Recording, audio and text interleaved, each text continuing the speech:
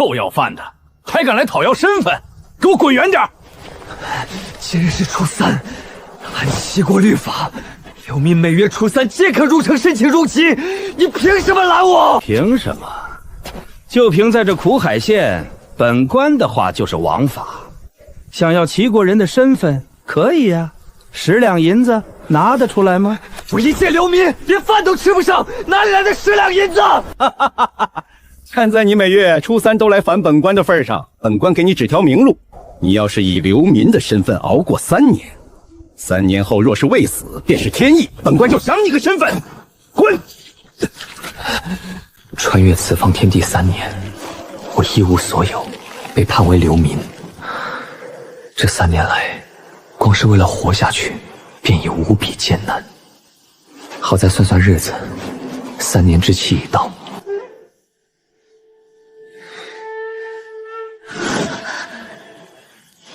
你最好不要觉得我是在轻薄你，你我萍水相逢，冒着这等风雪救你，也算是天大恩情。我只是确定你死没死，我不想拖着一个死人回去。你要带我去哪儿？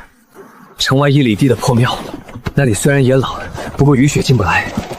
我借了个树屋过冬，但我实在没力气在这等风雪里把你拖上树，所以你只能留在破庙。你能活便活，活不了，我便把你找块地埋了。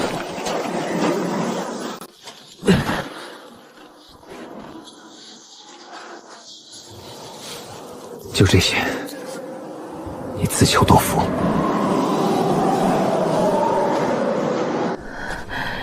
你叫什么名字？文超生。你家呢？没有家，我不是齐国人，在这里没身份，连县城都进不了，哪儿来的家？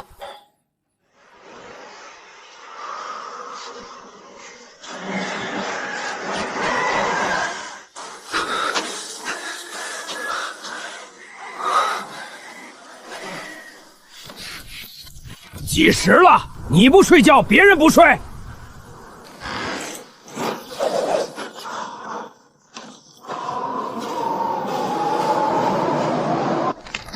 老张哎，你那么凶做什么？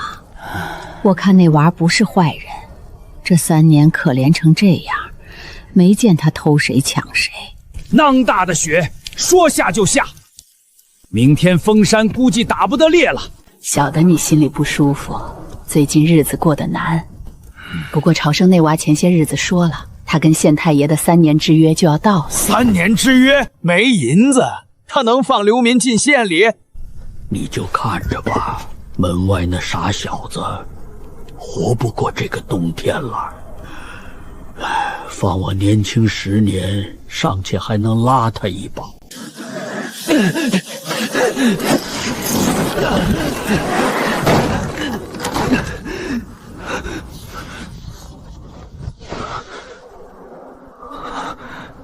这张老头，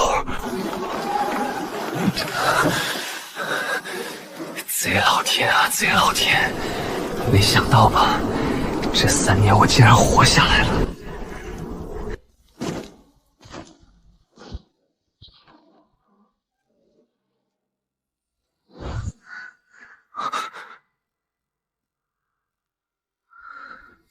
你叫什么名字？阿水。没有姓？以前有，后来留在了一座城里。城里起了场火，烧了7天7夜，姓氏给烧没了。那接下来你有什么打算？我回来想见见爹娘。在苦海县？父亲姓云，叫云子敬；母亲姓苟，叫苟玉。没听过。不过你既然是齐国人，若有身份证明，直接进县城找县令就行。不过看你这副穷酸样，没银子打点，以流金石的尿性，是一定不会帮你的。总之，你要去便去，县里总比这荒郊野外好活。我很多年没回来了，不认识路，也不认识人。与我说何用？我是流民，连县城都进不去。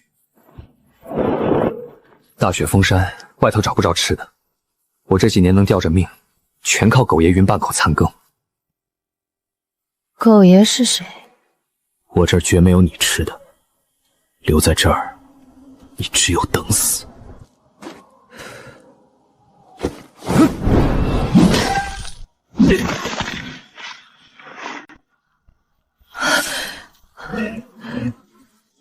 这是狗爷。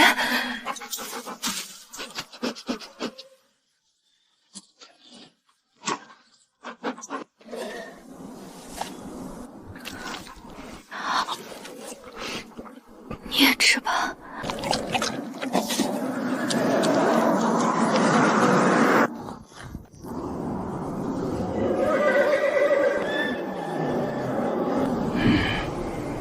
你怎么在这儿？等你。今儿个没打到吃的，回吧。我这儿有兔子，还是蛇？都不是，是蛙。哼，我是老了，但还不至于沦落到吃这种恶心的毒东西。这些蛙有毒，但煮熟就没有了。你不吃，迷姨呢？这么冷的天，你就打算给他喝点稀粥吗？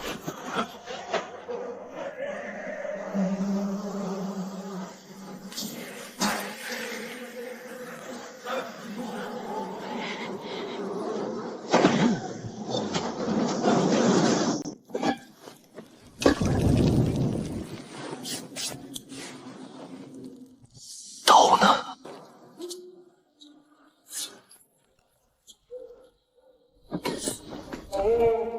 这把刀是你藏在那里的。擅自动别人的东西，可不是什么好习惯。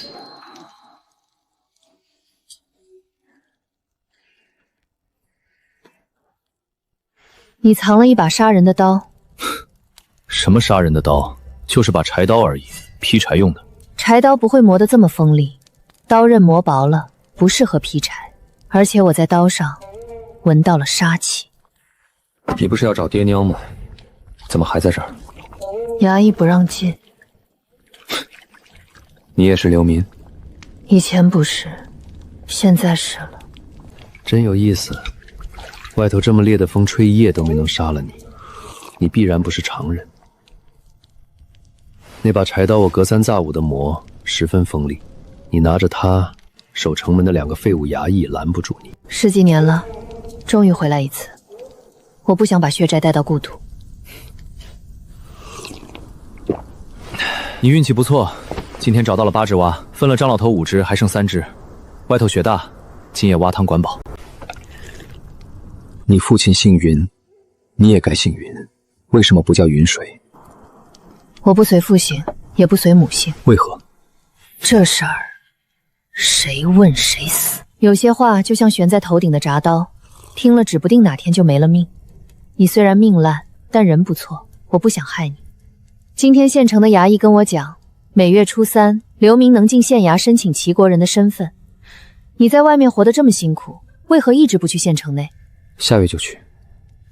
此月未去？去了。上月未去？也去了。最近这3月都去了。那我知道你要杀谁了。我每次去县衙，那些官差看我的眼神就像是在看路边的野狗。在城外活了3年，我吃过狗食，看过树皮，甚至挖过蚯蚓。3年风霜，我落了一身病。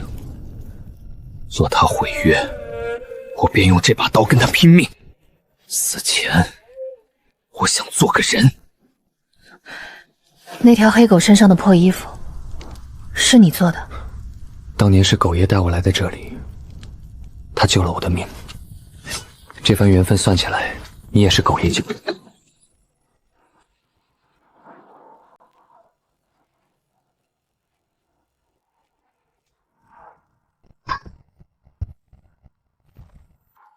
朝成哥，再补。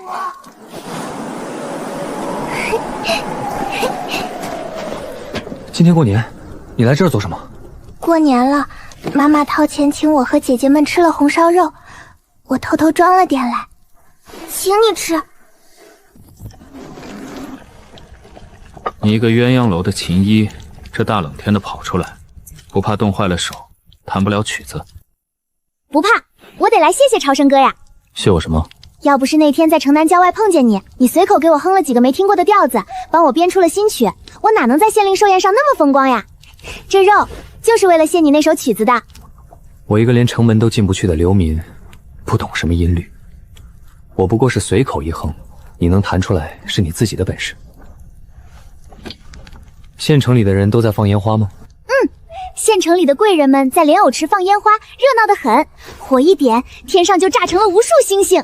外面风雪大，正值过年，那些值守的人早回去过年了。朝生哥，咱们待会儿可以溜进去看看，没人会发现我们的。小红，要不要再吃点？不了，朝生哥，我今夜吃的可饱了。咦，上次听鸳鸯楼里的姐姐说，那些埋在泥坑里的青蛙味道还不错，没想到是真的。县城里还有人吃这个？一般人是不吃的，但那个姐姐喜欢下厨，还喜欢做些奇奇怪怪的食物。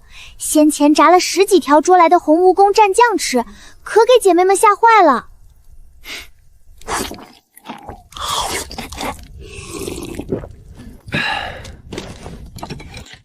时候不早了，小红，走吧。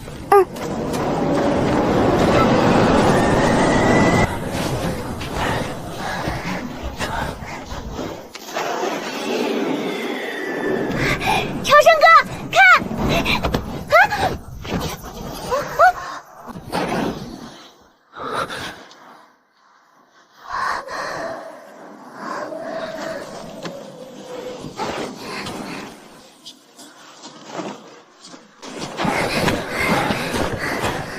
看，守卫都走了。雪大，快些回去吧。朝生哥，你不去看看烟花吗？不去。那你还……雪大，送你。赏烟花，哼，再大的热闹，与我这流民何干？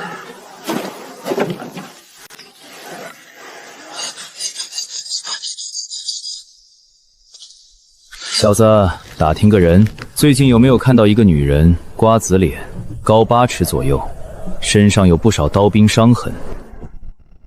前几天来过一个女人，不知道是不是你要找的，问她什么也不说，后来自己走了。朝哪个方向走的？她走的时候我不在，但看她伤得重，要么去县城疗伤，要么顺着荒原往东边的赵过去。你要杀我？灭个口，没得商量了。人跟人才有商量的余地，你活得不如县城里的狗。若我是你，早羞愧的自尽了。商量这个词，怎么配从你嘴里说出来？那你来！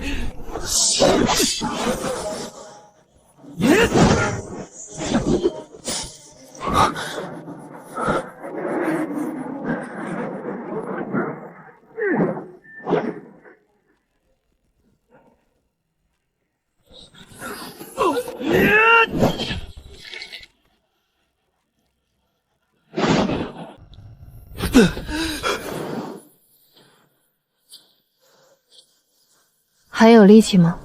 你杀的人，你埋。他是来找你的，我果然不该救你，差点被你害死。你果然应该救我，若你没救我，你刚才就真的死了。刚才是你在帮我，你这么厉害，他怎么敢一个人来找你？他当然不是一个人，而且我的头很值钱，超乎你想象的值钱。因为什么？因为我的姓。一个姓能有这么值钱？可这个姓，当年烧了7天7夜都没烧干净。你说，它值钱不值钱？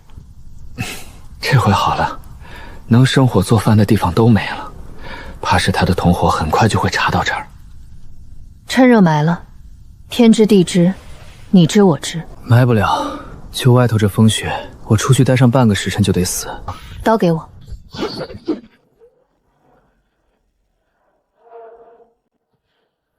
埋了？没埋，凿开渠冰扔沟里了。我会在破庙住一段时间。下月初3，我要最后一次去找鎏金石，说不好下个月这个地方就属于你了。这几天你不在，去找爹娘了吧？找着了吗？明日正午你来庙里，我请你喝酒，来不来？来。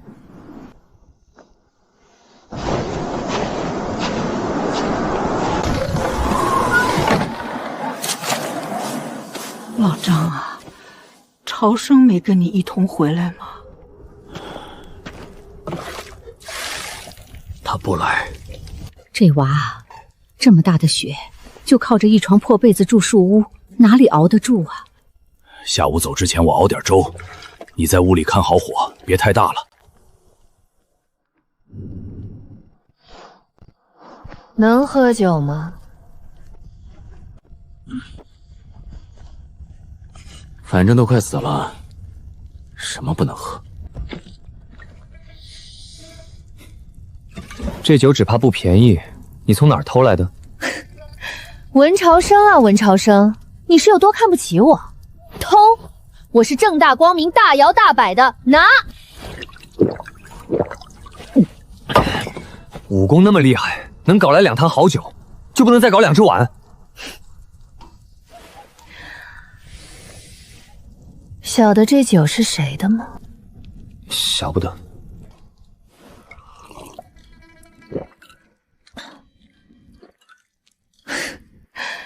这酒是七爷的。七爷又是谁？县城西的地头蛇，山羊湖、鹰钩鼻，手下有几个修行过的武者，练得不赖。这些家伙平日里没少欺负百姓，口口声声说自己是混江湖的，却个个都抠搜的不行。我问他们讨点酒喝，一个个都不肯。于是我就砸了他的堂口，折了他的兵器，扯了他的山羊胡。痛快。后来我揪住他脖领，问他要命还是要酒。那老家伙怕吃不住我一拳，不仅给了酒，还送了我1匹马、1辆车。我装上酒便回来了。我来时没见着马呀。先煮了1只腿，其他的埋在庙后雪地里。那车呢？拆了，马车煮马肉，原汁原味。嘿，你这眼神，莫不是觉得那马车卖了换银子更好？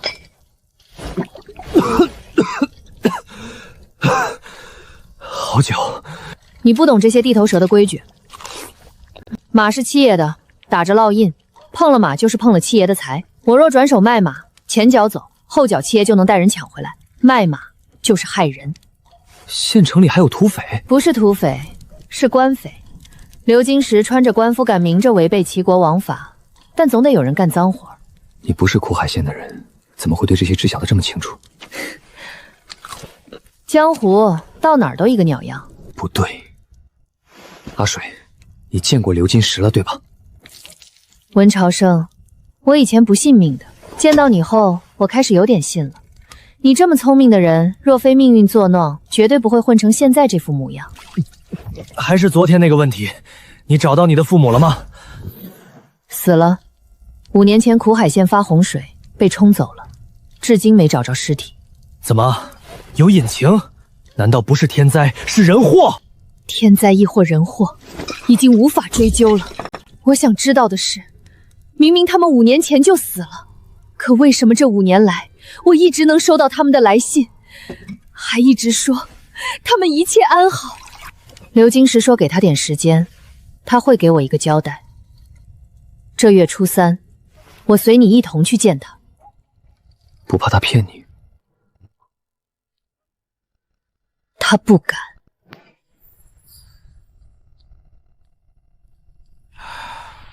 阿水，讲讲你以前的故事。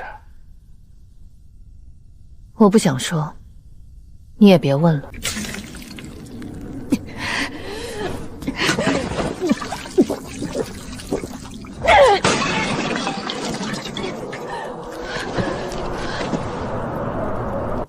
抱歉，我不该问的，让你这么难受。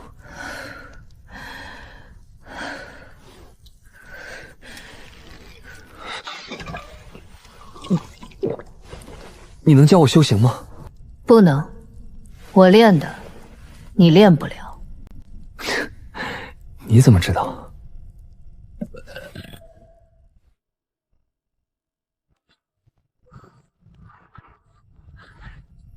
没错，你练不了。我这功夫是寻常江湖套路，得从小练。你这年纪，骨架已经成型，经脉受限，修不了丹海。你想修行，只能去修行圣地，但那地方没关系，进不去。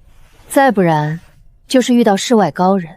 但就我观察，你大概是我这辈子见过的头号倒霉蛋。世外高人这一条，建议你不要有所幻想。我谢谢你啊，陆先生，招待不周，千万莫见怪。哎，县太爷这是做什么？来，坐。不知陆先生今日突然拜访，所谓何事？上次的事，大人很满意，这是答谢。陆先生，这是大人的意思。刘县令，新的苦海县县令已经在来的路上，估摸2、3日就到，望自重。陆先生，那刘金氏爱财如命，又胆小如狼，若是他今夜不愿体面，逃走当如何？往哪儿逃？他儿子才8岁，而且忘川的人也到了。如果他不体面，让忘川的人帮他体面便是。听说忘川那边的悬赏榜单天字第1换人了。是换人了，不知道是谁悬赏的，出了10万两。哼，10万白银，黄金，一个人10万黄金，哪家大人钱多的花不完了，搞出这阵仗？不清楚。忘川对雇主绝对保密，但这次来了数不清的高手，是块极其难啃的骨头。往苦海县来了，怎么会来这鸟不拉屎的地方？被通缉的人叫什么名？没有名字，只说是个女人，身高8尺左右，身上有很多伤。就这些？是。有意思，太有意思了。陆先生怎么看？如果有人愿意花10万黄金，买一个连具体信息都不全的人的命，那这个女人身上藏着的秘密就远远不止10万黄金。好好留意，有线索通知我。陆先生想要这10万黄金，我对黄金没兴趣，但我对那个秘密很感兴趣。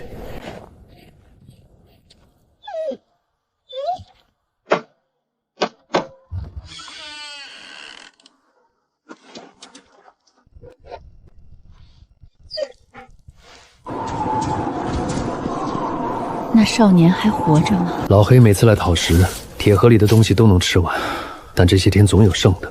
外头风雪这么大，那少年兴许是冻死了。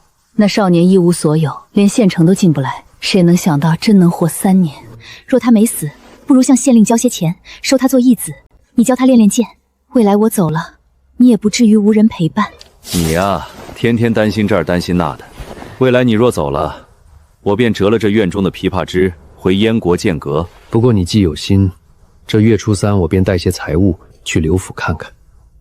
他若没死，我便送他个齐国人的身份，雇他来家里劈柴做饭，如何？听你安排。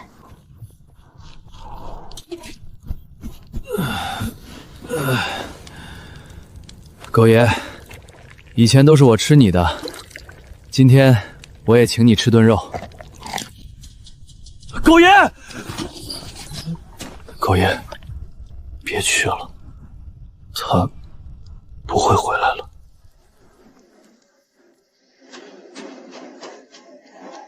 他那么聪明，其实什么都知道。你什么时候走？去哪儿？那么多人找你，大雪封了天地，若是被找到，你只能进荒原。但冬日的荒原没人能活，趁现在他们没锁定你，快走！伤太重了，我现在唯一能做的就是躺在这儿睡觉。你在修行者里绝对算顶尖，这些伤影响不大。你不想走，无非是想要刘金石那里一个真相，但现在不合时宜。文朝生，你觉得真相和命哪个更重要？真相。既然懂得，何必再劝？太爷，很晚了，夫人和少爷等您用膳呢。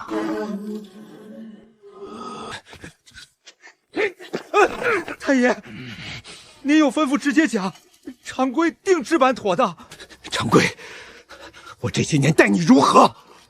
恩重如山。这府里我就只信你，你帮我最后个忙，我送你荣华富贵。太爷只管吩咐。府中央鱼池的假山下埋了个不进水的包裹，你今夜趁无人去挖开，拿走里面的地图。我这些年囤积的钱财，全埋在北边兴王山，地图上都有标注。你明日一早出发，带着夫人少爷往北跑，走得越远越好。马爷爷，我们到底在找谁啊？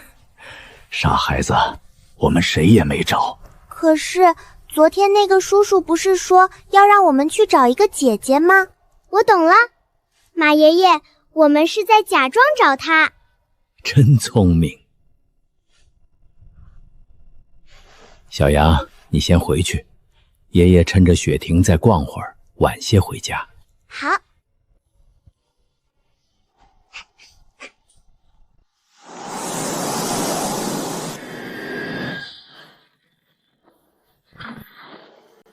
马老，黑蝉失联了。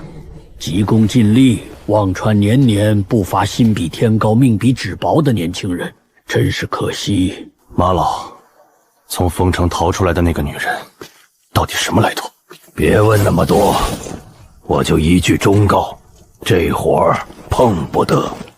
我们来是因为无法拒绝。他再厉害也不是天人，有什么不能动的？忘川这次来苦海县的高手不下100人，当初那把火没烧死他，算他命大。这一次他可没这么好运了。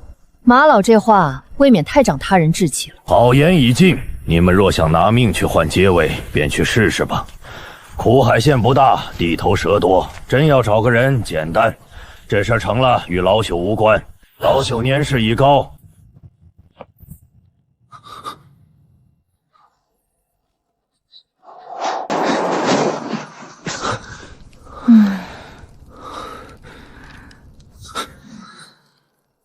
昨夜来人了。来人？来什么人？这些东西哪来的？捡的。昨夜没下雪，那么长一条条拖拽尸体的血痕，我一个外行都能看出来，更何况是你，至少该清理一下吧。唉，婆婆妈妈的。文朝生，你真以为苦海县这破地儿藏得住人？我去找地头蛇讨酒，没骗口，早就露了痕迹。他们没直接杀过来，是在等。等什么？等着看，当初那场大火没烧死的人，现在是不是真的不行？他们放些蠢货来试探，那我就杀给他们看，看我行是不行。真他妈的帅！帅，等你未来入了江湖就不会这么想了。这我懂，一入江湖身不由己。文朝生，未来你成了齐国人，想做什么？赚钱，修行。就这些。走吧，去找流金石。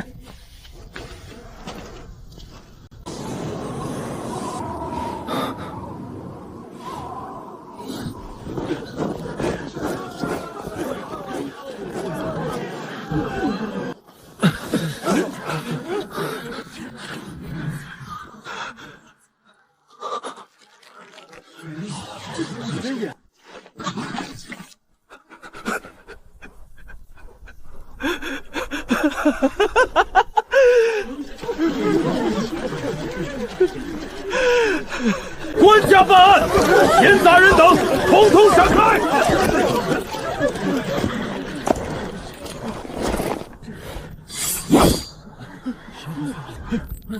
不可伤他性命，他拦了路，脱开便是。本人叫纯琼，来自王城栏杆阁，如今携官印前来苦海县，替换前任县令刘金石。刘金石突发意外，本县令要先行调查死因。诸位若无事，便散去吧。刘金石的事，请给本县令些时间，一定调查清楚。小兄弟，走吧，我们要查案，你在这里待着会影响我们。你是苦海县新上任的县令吗？对，有什么能帮你的吗，小兄弟？我想要个齐国人的身份。你不是齐国人。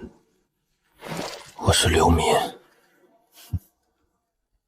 那抱歉，小兄弟，你可能得跟我们走一趟了。你要把刘金石的死嫁祸给我？怎么会？等查清你确实不是凶手，自然放你离开。齐国人的身份，我也会考虑为你处理。我在县外3年，除了每月初3无法迈入县城半步，真要查我，何须抓我？你只需要跟原来值守的衙役确认便是了。这不好讲，万一他们值班时打盹儿，你说自己不是凶手，总得有个人证吧？他不是凶手，我可以证明。你是？我姓吕，叫吕之命，在苦海县住了30年。昨日我去县外散心，看见过他。你盯了他一整夜？只要您觉着是，那便是了。一个流民值不了这价。本来我也相信他，但现在你来这么一出，我反倒有些怀疑了。碍不着事，他若是齐国人，一直待在这儿，大人查出问题，随时都可以抓他。怪不得刘金石不想走，这县令真赚钱啊！多谢大人。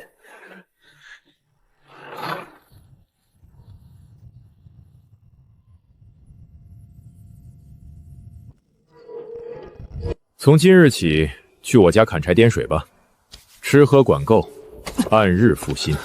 世上有这等好事？你花了一片金叶子，为一个流民换来了齐国人的身份，只是让他去砍柴掂水。那你觉得我应该让你做什么？我这样的贱命，能让你用金子来换，是有什么见不得光的脏活需要我做？你是命硬，不是命贱。况且你瘦弱成这样，也做不了什么脏活。我不信天上掉馅饼，3年前我信，现在不信了。你花重金对我有恩，但我得把话挑明，花了多少钱就该收多少货。你到底要我干什么？若非得算得这么清楚，你受我恩惠可不止1天2天。除了那片金叶子，还有那数不清的周氏。把这些都算上，你是不是该把命都给我？我家住画廊桥西桂花巷第8间，巷子深，我带你走一遍，下回来莫要迷路，要去就跟上。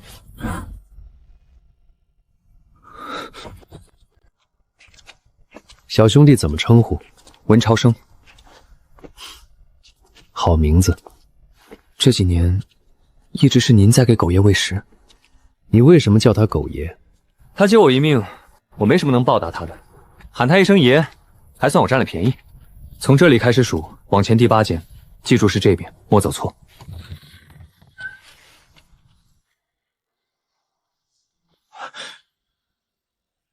黑狗的主人以前是我的邻居，他走后，黑狗跑来我门口乞食，家里不缺吃食，索性就养了起来。粥已经熬好了，先吃饭吧。吴贤，劈开他的肚子。淳大人在找毒药，陆川给的穿肠毒，普通人饮下必定肠穿肚烂，可他的肚子里没有丝毫饮毒的痕迹。你不觉得奇怪吗？反正都是害命，他为什么非要选择吊死，还特意吊死在大门口？死了不就好了？他死了，秘密也就没了。那位大人要的不就是这个结果？我很担心，这秘密到底是真没了，还是被他藏起来了？那件事干系太大，一旦走漏风声，齐国甚至天下都要大乱。我们是来帮大人擦屁股的，绝不能留一丝痕迹。他死的时间很短，快黎明时才断气，那时候应该有人盯着他才对。去找陆川问清楚，刘金石死之前到底在干什么？还有，吩咐外面的下人把整座县衙给我翻个底朝天。天黑之前，我必须见到刘金石没用掉的那瓶穿肠毒。休息的差不多了，便去柴房劈柴。我只有一个要求，将大柴全都劈成与那边堆积的小柴一模一样，每日付你50文。若攒得住，1年后便能在苦海县买块自己的宅地。有了齐国人的身份，县令难道不直接划地？有这明律，但从未落实过。想住得自己买。吕先生，院子中央为何会有一株枇杷树？院中有一棵树，不是很正常的事吗？宅院大，不种树会显得空旷。那为何不多种几棵？你为何忽然问起一棵树？它长在那儿，也没挡你的路。我不知道，我只是觉得它很特殊。刚进这院子我就注意到了，说不上来是什么感觉，但总觉得它不该是树，而该是其他的什么东西。这回是不是捡到宝贝了？燕人虽生于北地，可见惯枇杷，便只见枇杷，不曾想在这极南之地，竟能用真人真眼窥见之中真意，夜不玲珑。如此，也是造化弄人。你要教他吗？这世间无人可教我，我亦教不了任何人。不过这棵枇杷树一直都在这里，它天天来，便天天见，能在那树上见着多少，皆是它的造化。怎么去了这么久？忘川的人昨夜被引开了。刘金石自杀前的一个时辰，他们没有看到他在做什么。忘川的眼线被引开，被谁引开的？今日快天明时，一辆马车借着夜色从刘府出逃，望处分负责盯梢的人跟了上去，以为逃的是刘金石，结果是刘金石的妻儿和管家。他们人呢？处理干净了，3人的尸体在陆川手里。陆川邀大人明日去鸳鸯楼一聚，似有话想单独跟大人说。剩下的人呢？总不至于蠢到全都去追一辆马车。本来是有一群人留在原地盯着的，但那晚发生了意外。什么意外？昨夜有一名忘川的刺客被人撕掉了胳膊，逃到了刘金石的府邸求救，却把人直接引了过去。刚才说撕掉胳膊？对，活活撕掉。所以当时守在刘府门口的人全死了，活了一个。那人运气好，闹肚子去了趟茅房。忘参此次来这么多人，出发时我便觉得事情不大对劲。如果只是单纯帮着大人处理一下事末，好像用不着这阵仗。我想了很长时间，唯一能想到的可能就是悬赏。最近江湖上有些风声，说望坤的悬赏榜上出现了一个大货。我们对于忘川的事情没有那么熟知，更没有势力扎根在忘川之中。如果大人需要信息的话，只怕得找陆川。明天正好见他，我且问问。这些年忘川在江湖上得罪的人不少，若是市井恩怨倒便罢了，怕就怕之前做的事情走漏了风声，传到了盘龙宫里。盘龙宫的那位应该很多年没有管过事了吧？10年骄奢淫逸，天下人皆觉得盘劳宫的那位早已经是个废人。但奇怪的是，这10年来，齐国从王城到地方，一切似乎都被安排得井井有条。如果真是他做的，不会一点痕迹没有留下。大人的担心或是多余的，大人或许应该把精力更多的投入到那件事上。若是成了，1年后大人就能进入栏杆阁深造，甚至……你先回去吧，我再想想。今夜不在树屋了。柴够的话，破庙暖和些。来，搭把手。这些都是你批的？是的。阿水，白天在县衙门口，你一直在看，你发现了什么？刘金石是被人逼死的。你怎么知道？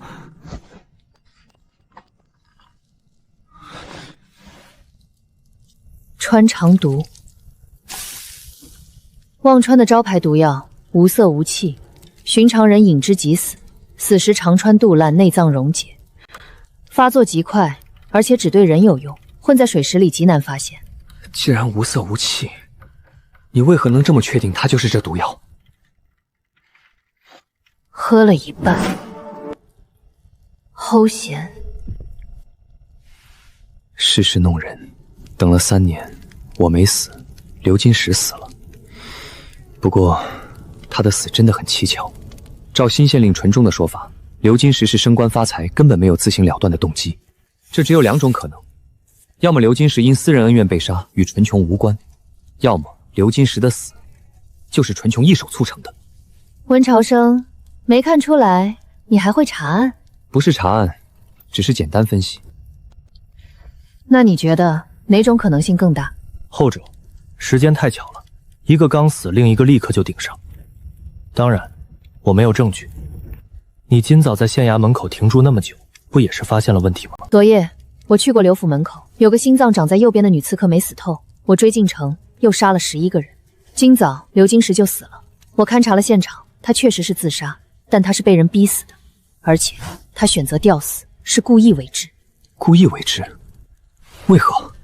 他作案用的绳子是拴牛的，绳结打得极其特殊，配合铁钩，哪怕风吹，倒地身影的头也不会轻易晃动。他若只是被逼无奈，府里随便一根白绫就能解决，何必费这么大力气，特意跑到县衙门口去寻短？我顺着他倒地身影目光凝视的方向，在墙角挖出了这瓶毒药。所以，他费尽心思在县衙门口寻短，是为了用尸体做路标，暗示毒药的位置。不对，他的尸体挂了那么久都没家属来收，说明家属大概率也遇害了。他身边已经没有能帮他复仇的人，他这么做毫无意义。除非……喂，能一次性把话说完吗？除非他要等的人就是你。等我？你之前威胁过他，他知道你武功极高，你是唯一一个可能帮他报仇的人。他期望一个陌生人帮他复仇？如果不是巧合，他就只能这么做。新县令上任前，他知道自己和家人必死无疑，狗急跳墙，何况是刘金石这种锱铢必较的人。更重要的是，你虽然是陌生人，但你的确有必须帮他查下去的理由。你的意思是，我找他要的答案和他的死有关？对，前几天他明明知道答案，却非要拖延。现在想来，他是想拖到交接后带着秘密跑路，结果等来的却是要他命的纯琼。他想方设法把这瓶毒药留给你，就是想告诉你，你父母死后为何还能寄信，跟纯琼这帮人脱不了关系。他要借你的手，替他复仇。现在最大的2个问题是，新来的县令为什么要逼死刘金石？这又跟你父母的事到底有什么关系？明日我去见见纯泉。我今日在县城里走，看见屋檐上多了许多黑色的飞鸟，巷子里多了许多隐匿的毒虫。正常百姓生活的世界里，不该出现这些东西。有什么关系？苦海县是我的家，我本来就应该死在这个地方。阿水，关于你父母的真相，对你来说真的比命还重要？对你来说，没什么东西比命重要吗？没有。是吗？前几天是谁跟我说，如果我敢对狗爷不利，要跟我拼命来着？温朝生，你真的会为了一条狗和我拼命？会。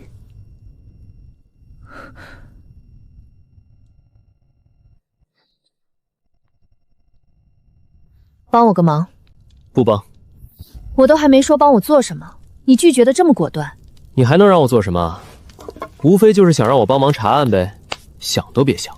不管是忘川还是其他什么人，我都得罪不起。我现在好不容易有了齐国人的身份，未来前途无限，一片光明。你自己想寻死，可别把我拉阴沟里去。听说了没？新来的纯大人把县衙翻了个底朝天，像是在找什么重要的东西。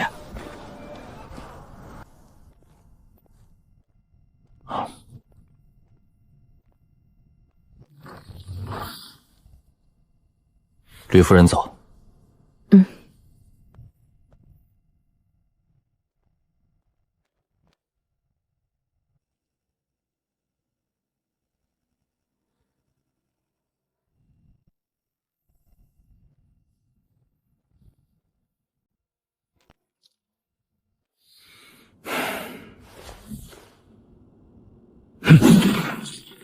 昨日同样粗细的血石木，我足足劈了7、8刀，刚才这一刀却毫无阻力。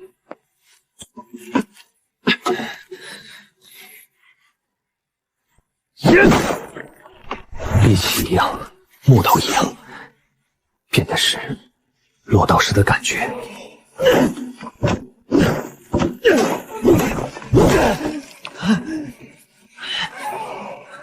还是不行，再来，再来！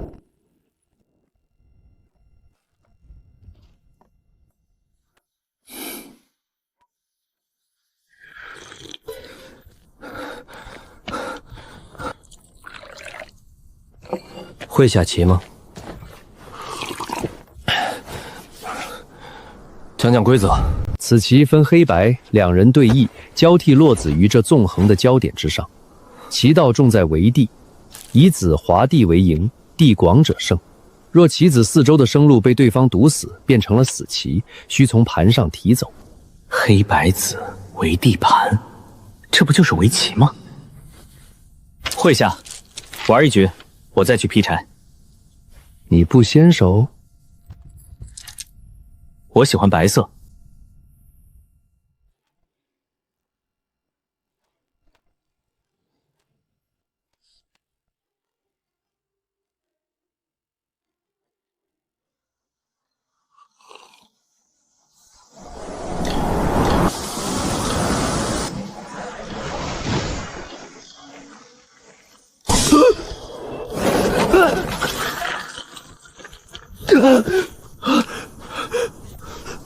吕先生，那究竟是什么树？枇杷树，南方也有枇杷树，你应该见过。不对，那不是枇杷树。那你觉得那是什么？是剑。不同的人看见的东西也不一样，同样的人在不同的时段看同一样东西也可能不同。对我来说，从前我刚认识他的时候，它是一棵枇杷树，现在也是。如果你现在看见的是一把剑，未来也许就不是了。吕先生，这株枇杷树结过果吗？以前在北方的时候，它每年都会结果。这世道人分南北，树也分南北。树分不分南北尚且不论，人怎会分南北？燕国的人与齐国的人有多少不同吗？我3年虽人在县外，可却看见了很多县内之事。许多百姓穷其一生也赚不到那片您随手掏出的金叶，便是风光也不过刹那，一生困顿求于脚上方寸之地。对他们来说，分南北的又不只是人。以前我从北方来，听齐国的儒生说过4字，讲的是穷则生变。他说，人在穷困潦倒的情况下，就应该努力改变现状，不该为环境困顿。我觉得他说的有道理。吕先生，许多人知道数不清的大道理，可他们还是过不好自己的一生。我自诩聪慧，甚至觉得这个世上大部分人都不及我。可刘金石一句话，一个流民身份10两银子，将我毒死于县外3年。这3年为了活着，我什么都试过了。可倘若没遇见狗爷，没遇见您，没遇见张猎户，我已经死了无数次。有人云巅凌厉，俯身一眼便是人间；有人井底求蛙，翘首100年仍在方寸。穷则生变这个道理没错，但人与人不同，能变不能变，既分自身，也分环境。相比较于人，树就简单多了。如果北方的树在南方能活，按理说也能开花结果。对我来说，人跟树其实也差不多。这棵枇杷树在很久很久以前便不再开花结果了，它大概已经忘记了自己是一棵树。吕先生，您行走江湖，为何要带着一棵树？树无根不活，我当然不是带着一棵树下山，只是山长水远，我怕忘了家乡的味道，走时便折了一根枇杷枝。后来有了家室，在此地买了一套宅子，这根枇杷枝便被我埋在了土中。谁知一场寒雪过后，它竟长出了根，春风一吹，便又成了一棵树。朝生，我在此地已30余年，风尘早已退尽，你怎知我曾行走过江湖？我的眼睛能看见一些常人看不见的东西，譬如和我下棋的时候，您总在想其他事，看得出来，困扰您的事情不少。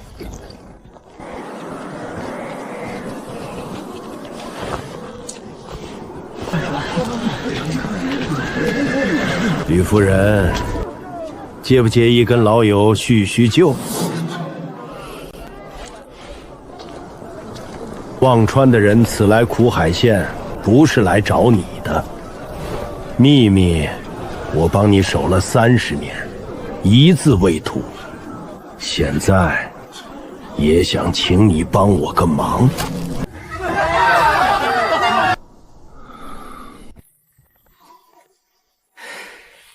县太爷大驾光临，陆河有礼了。此地你我2人，何须再假扮这些繁文缛节？繁文缛节，数百年来，齐国以文治天下，以儒写春秋。县太爷下次可莫要再说这种话了。若是传到了栏杆阁那儿，太爷这般辛苦才求来的机会，只怕将要覆水崩流。前夜到底是什么情况？具体情形我已经告知于县太爷派来的侍卫了。不过嘛，有些事儿还是当面说比较好。那天我送了刘金石一瓶穿肠毒，寻思着让他自己体面，结果他闹出这么大动静来。不留痕迹杀死刘金石的方法有很多种，你大可以等他交接完事务出县城时再动手，可你偏要抢这么一点时间，而且还没做干净。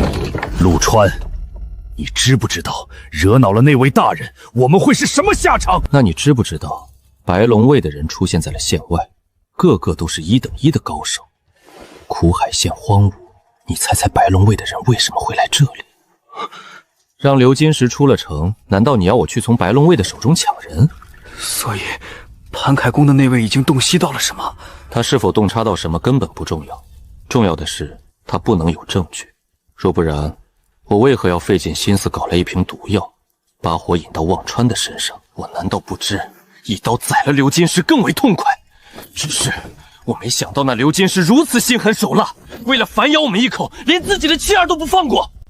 等等，你是说那夜刘金石让他的妻儿趁着夜色出逃时？你当刘金石真是傻子？他会不知道忘川的人在盯着守着他吗？不过是拿自己老婆孩子当诱饵罢了。要我说，虎毒还不食子，人能做到这种地步，当真够绝。我其实留了个心眼，那夜早对忘川的人有过吩咐，让他们小心刘金石调虎离山，偷偷潜逃。结果没想到后面还是出现了意外。会不会是白龙卫的人？白龙卫的人藏得很好，其实他们并没有暴露。我之所以知道他们来了，是因为我有特殊的眼线。那些家伙都在县外，没有进来。但凡我不透露消息，忘川的人也绝对不会发现他们。竟有人能瞬间秒杀林子琪的高手！这种鸟不拉屎的地方，就算真的有高人，必然也是隐居客，跟忘川有私人恩怨的可能不大，更不可能大打出手。不过我听说忘川最近天字悬赏的榜单第一发生了变化，有人出10万两黄金要买一个人的命，而那个人恰好就在苦海县。10万黄金买条命，很难理解吧？也不知道到底是哪位大人的手笔。我目前知道的是个女人，有伤，高8尺，其余的线索我也不清楚，也不知道忘川的人是在刻意隐瞒，还是他们确实不知道。你在怀疑前夜杀入县城的那个人就是忘川天字第一悬赏的人？正是。我呢，对10万黄金没什么兴趣，但我这人好奇心重，这10万黄金背后的秘密，我实在是想知道的很。怎么说，县太爷，搭把手吧。你走后30年，生死不知。忘川没了孟婆，十殿阎王很是生气，发动了江湖上无数势力寻你，内部死了很多人。我们这些人，双手全都脏得要死。忘川之中没有无辜，他们因我而死，算消了我年轻时犯下的业障。你呢？此次找我，所谓何事？2年前，我捡到了一个小女孩，当时她昏迷在墙外的草堆里，浑身是血。我马横杀了一辈子人，偏偏就在那时候动了恻隐之心。你要我如何帮你？我要你以孟婆的身份重出江湖，假意杀了我。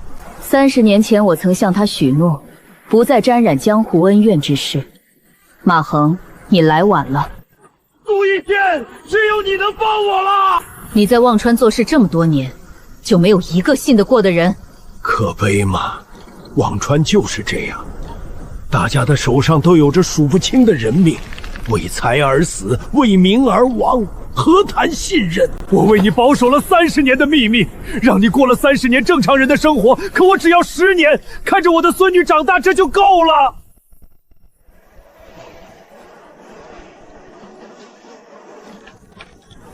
你不是去找纯球了吗？这么快就回来了？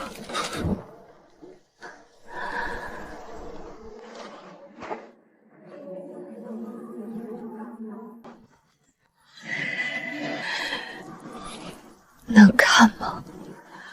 能活吗？能活的话就不用看。能活死不了。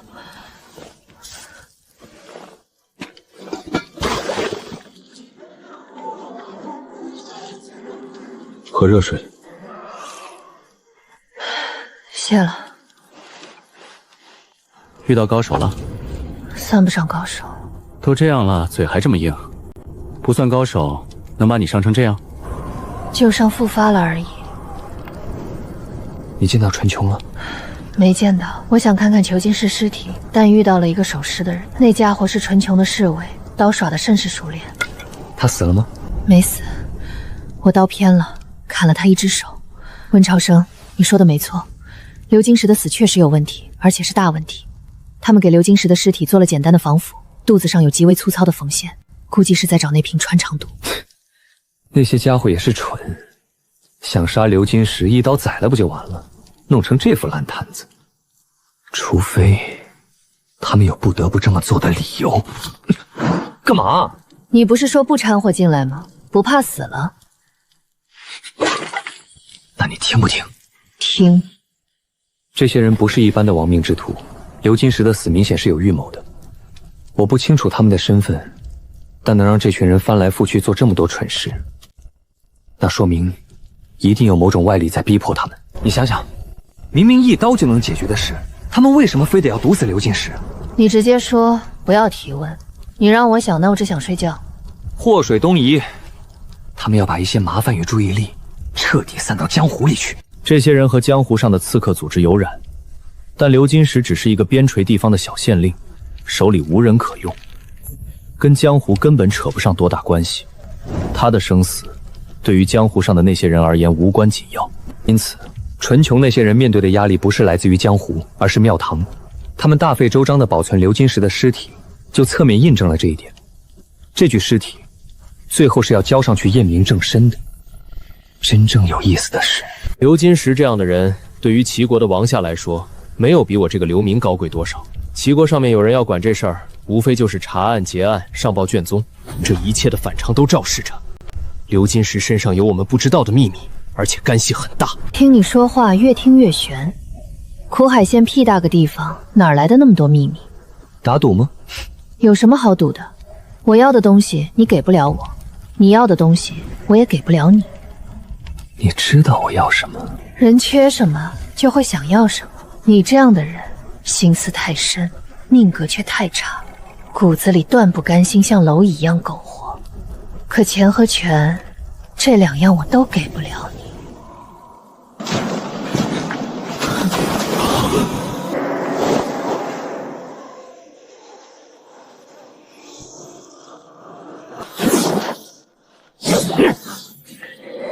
我不是来找麻烦的。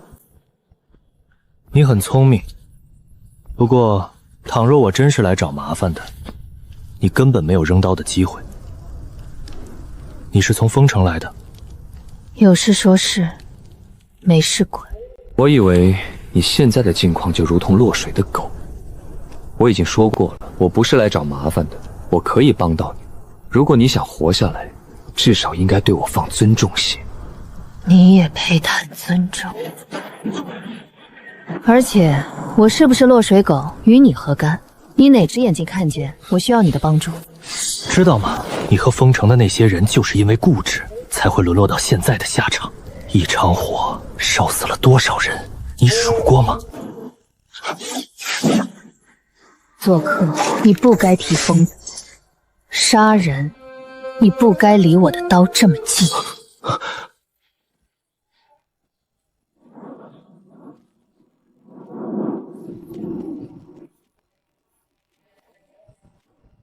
温朝生，把他腰间的那个挂饰扔给我。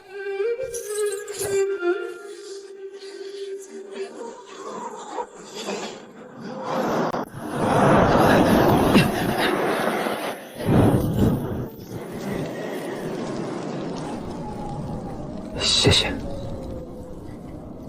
谢什么？那天喝酒，我也提起了以前的事。我得谢谢你的不杀之恩。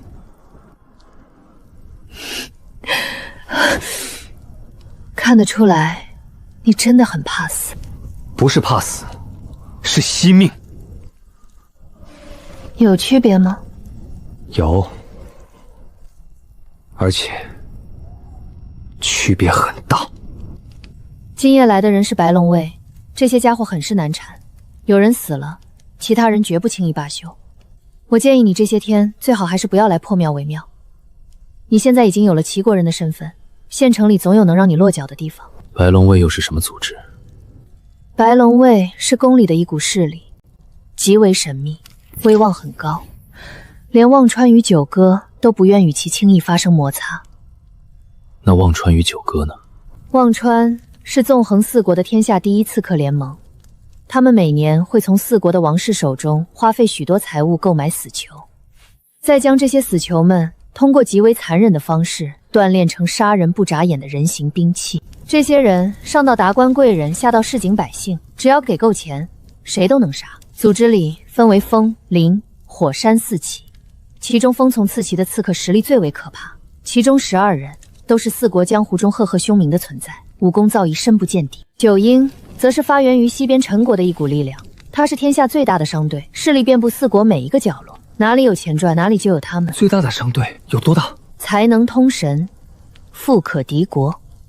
我对他们的了解也不算深，只能简单跟你聊聊。总之，以你如今的情况，无论是谁都招惹不起，老老实实待在县城里是你最好的选择。我真的学不了你的功夫。你这么想跟我修行？很想，非常想。为什么？因为你够强。阿水，像你这么厉害的人，能在四国的江湖中排上号吗？晓不得，我不是江湖上的人。所以，你能教我修行吗？文朝生，我教不了你。不只是我，这个世界上绝大部分的人都教不了你，甚至连传闻中的那些修行圣地的人都不行。上一次你问我的时候，我告诉你，你学不了我的功夫，是因为你的年纪大了，骨架定型影响了丹海。但事实上根本不是这样，你无法修行的根本原因，是你压根儿就没有丹海。你确定？我确定，这种事我一眼就能看出来。但当时我还不确信，因为世上没有丹海的人寥寥无几，10万个人里也未必能找到一个。所以我当时还刻意在你身上摸索了下，最后发现你的确没有丹海。因为这样，我才说你是我遇到的第一倒霉蛋。方才的那名白龙卫之所以如此瞧你不起，就是因为他也看出你是一个完全没有办法修行的人。丹海是人沟通天地自然的途径，人身720窍皆有妙用，但唯有凝练之后的丹海之力，能够激活血窍，释放潜力，使之动如山中旋风，海上惊潮，明则天地，战若神雷。普通人无论如何锻炼身躯、肌肉与筋骨之力，永远无法和天地间的力量抗衡。因此，寻常人在修行武者的面前，传弱如婴孩，毫无反抗能力。你天生缺少丹海，无论后天怎样努力，潜力终究有限。你这人不错，瞒你太久反而有害。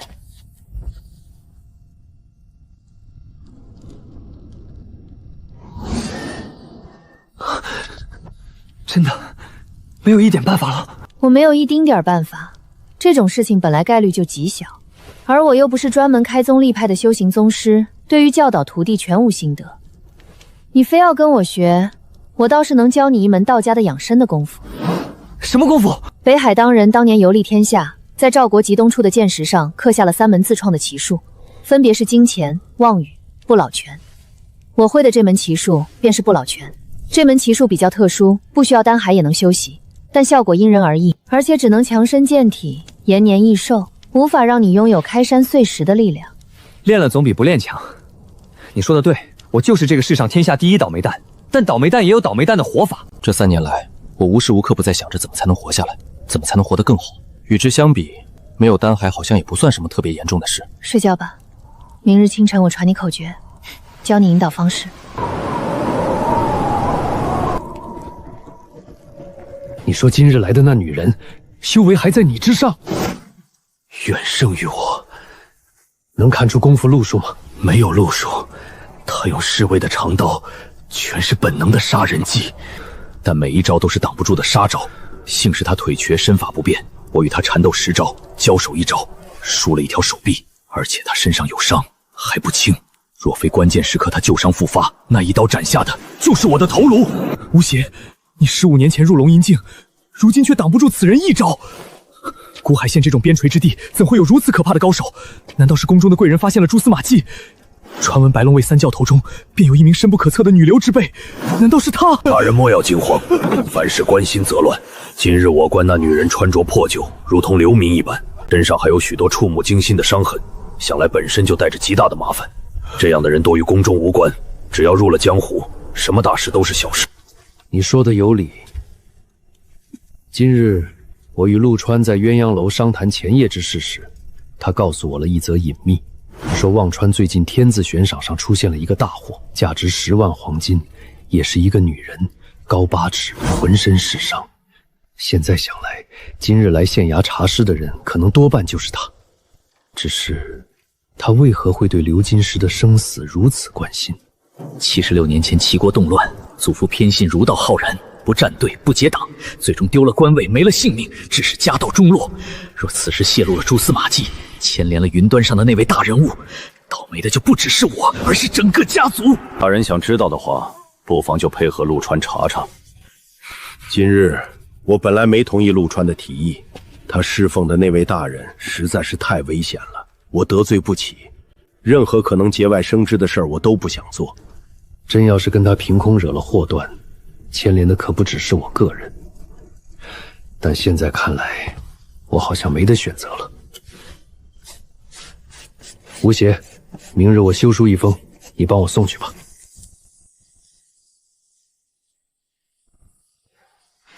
你今天怎么也变成我这样了？是啊，睡了一觉，有了烦心事。你有什么烦心事？您不该知道吗？我又不是你肚子里的蛔虫，你不说我能知道什么？吕先生，我没丹海啊，不能修行，未来注定只能平凡一生。谁说没丹海就不能修行？我就没有丹海。还请吕先生不吝赐教。你对修行了解多少？人参720窍，修行是人沟通天地大道，将力量凝练在丹海，再利用丹海之力激活血窍，释放人体之中被雪藏的真正潜力，使之迸发出巨大的潜力。话说，吕先生，丹海究竟是什么？是丹田吗？丹田是人参区域的描述，一般在脐下2、3寸，而丹海则是人参720穴窍的经脉连接点，它可以出现在人身上的任何一个区域。丹海虽然真实存在，但并不落实到人的肉身上，更多是一种玄妙的感觉。如果你是修行中人，便能拥有这般神奇的体验。丹海之力能在瞬间贯穿奇经八脉，抵达穴窍，激发潜力。只是世上的人无数，各自拥有的潜力不尽相同。有些人经脉天生堵塞，无法承载丹海之力；有些人天生血窍枯朽，720窍只通一半。这世上的修行者何止千万，能发掘600窍以上潜力的人却不过寥寥。当然，穴窍之说也只是世间大流的修行方式，它只是代表着修行的潜力，并非穴窍通的越多，修为也越高。燕国极北之地有一修行圣地，名为剑阁，其阁主涂山白便穷其一生只修掌间一窍，同样纵横世间。一生只练一世，出山便是无敌，天下英雄不过一合之敌，那是何等快物！吕先生，倘若没有丹海，又如何修行激活血窍的潜力呢？天下大道四通八达，但凡心思到了，何处不是修行？吃饭、睡觉、走路、砍柴。喏，这不才过去2、3天吗？你砍柴难道不是顺手多了？是与从前有所不同，但我想学的修行，是可以让我面对那些真正的修行者，可有自保之力，而不只是沦为他们眼中的鱼肉。修行者怎么了？修行者就不吃饭、不睡觉了？都是人，都说不一样，其实都一样。我要怎么做，吕先生？喝茶下棋，吃饭，劈柴。常言道，书读百遍，其义自现。做什么事其实都差不多。世间人都想着修行，可修行的本质到底是什么？又有几人真的想明白？我去河边散散步，你劈柴累了，就来院子里喝茶吧。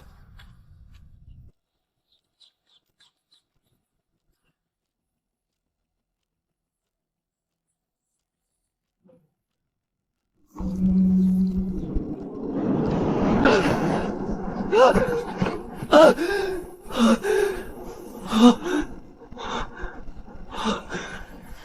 不是在院中吗？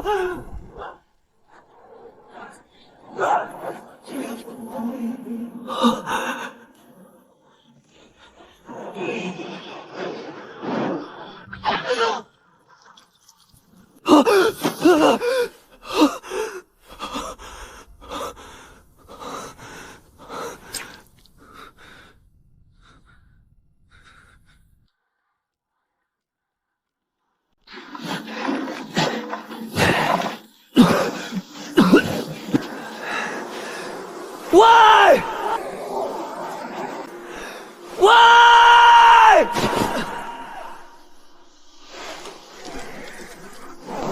你需要这个吗？我可以免费送你一些。怎么卖？君子不受嗟来之食。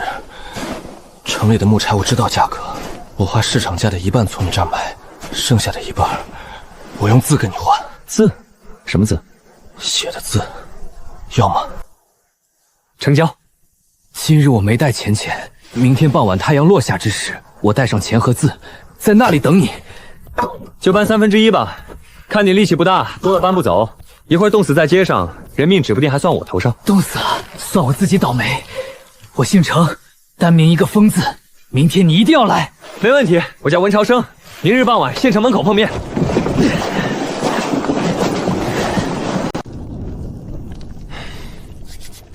不是让你不要回来吗？如果我说我担心你的安危，这才回来看看，你信吗？真是有够烂俗的借口。你这人自尊心太重了，我要是你，肯定会赖在那贵人的柴房里，说什么都不出来。被人瞧不起，总比没了性命强。你简直像我肚子里的蛔虫。吃饭呢，不要说这么恶心的话。今天有人来找你吗？今日无人打扰，睡得很好。昨夜的事我琢磨了许久。你说，给纯秋他们施压的人，会不会就是白龙卫？古海县距离王城太远，宫里的手伸不了这么长。但如果是白龙卫，事情就不一样了。目前我能想到的，唯一让纯琼他们大费周章，宁可拐着弯下毒，也不敢直接一刀宰了刘金石的原因，只有一个，就是他们要做的事，绝对不能惊动白龙卫。换句话说，无论是纯琼还是白龙卫，都是为宫里的大人物办事。如果他们之间存在冲突，是不是意味着现在的齐国王城已经是暗流涌动？温朝生，你以前到底是干什么的？我这里受过伤，18岁以前的记忆全忘了，就记得在县外当流民这3年。你别问我以前做什么，我连自己爹妈是谁都想不起来。但我觉得我应该没什么离奇的身世，不然我要么已经被家族找回去当了权贵子弟，要么已经被仇家灭了满门。只有我这种天下第一的倒霉蛋才不会被人惦记，你说呢？接下来的日子，你得多多提防一下了。不管你是哪方人，让纯琼知道你去动了刘金石的尸体，他一定会心生怀疑。最坏的结果就是他与江湖上那些寻你的势力勾结，届时会引来怎样的麻烦还未可知。一群乌合之众罢了。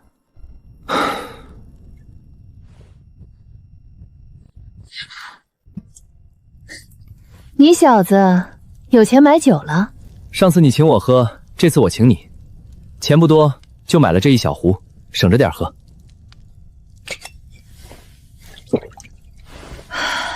爽。文朝生，就凭这壶酒，算你有点良心。纯琼那人不简单，你最好不要轻敌。就算他们不是你的对手，可你现在这状态，保不准哪天与人动手时又旧伤复发。大不了魂归故里，有什么好担心的？你那么一心求死，那还查什么真相？人死后黄土一泼，过往种种皆化为白骨。你知道与不知道又有什么区别呢？如果你真的很重视这件事，那至少应该先确定自己能活下来。而且，你的那双眼睛实在讨人厌，他们看得太深了。我平生最不惜别人窥探我的秘密。我也不想，但天生这样。我不说，你就当我没看到吧。我开始后悔跟你这种人交朋友了。有多后悔？有一匹马那么后悔。为什么是一匹马？我刚逃出来时伤势很重，神志混沌，很多人都在找我。本来我没有道理能活着来到这里，是一匹老马背着我穿越荒原，奔袭了上千里，最后赶上一场悲雪，它冻死在了荒原上。我跌跌撞撞入了山，被你捡到。所以如果没有那匹马，我就不会遇到你。能看出来，你遇到我后确实很糟心。不喝了？困了，你自己喝吧。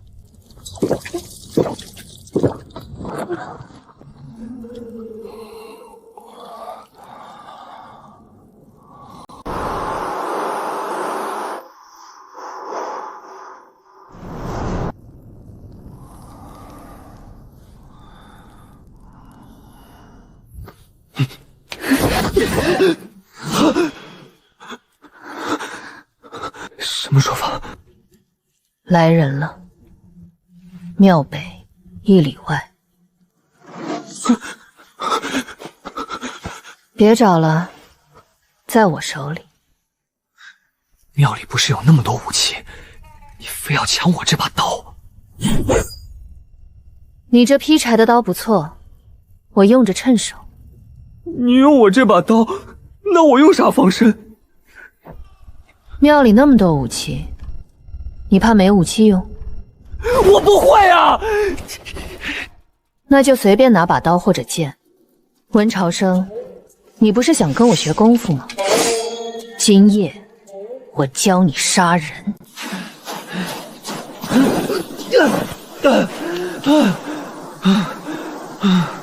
我觉得以我现在这个状态，出去跟人干架，纯粹就是送死。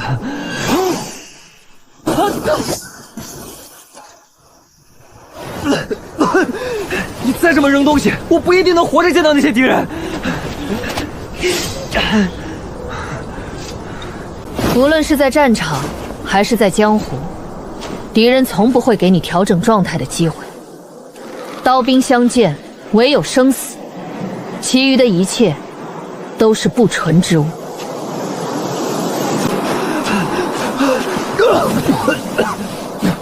我不会武功，身体素质也不行。今夜跟着你，应该看不见明天的太阳了。这是你自己的选择，我让你不要回来，你听了吗？你怕不怕？我有点紧张。紧张是正常的，第一次杀人的时候，我也紧张。这次来的人，有一些不是修行者，只是江湖上的寻常武夫，连步伐都不藏。你能听得这么清楚？风大的时候就能听清，但也只能听清一些寻常的动静。有高手或有人潜伏的话，耳朵便不那么好使。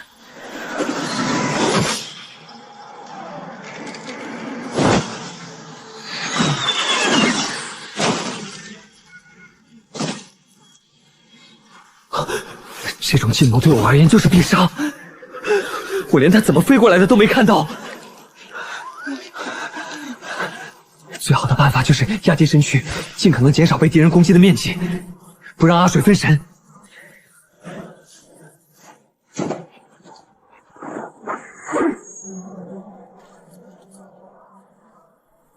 这些人都是修行者，我受伤了，处理他们需要时间。文朝生，听我说，别看弩箭，要去听。我也没练过自己的听力，只怕判断不准确。那就判断准确点。你们谁先死？那姓陆的说，你人头很值钱，杀了你能进风字旗。你来试试不就知道了。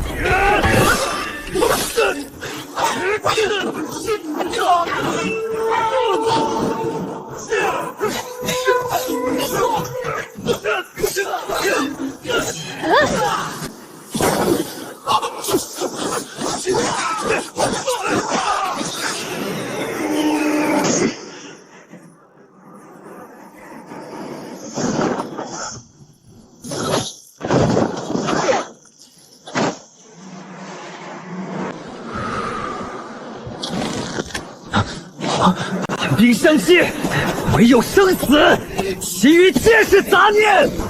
喝茶、下棋、吃饭、劈柴，皆是修行。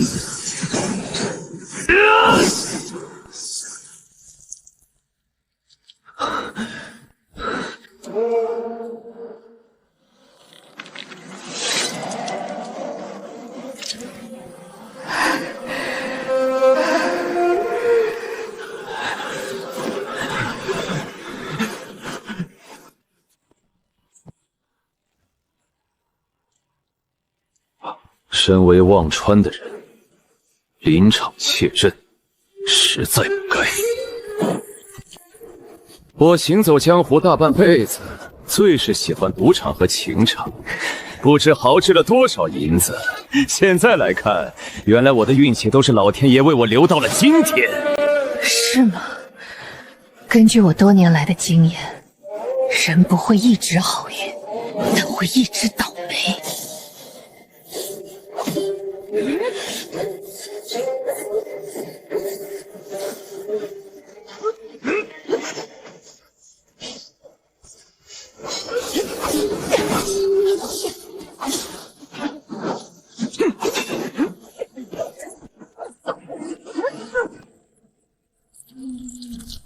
怎么样？是不是我也很快？你确定自己真的刺中了？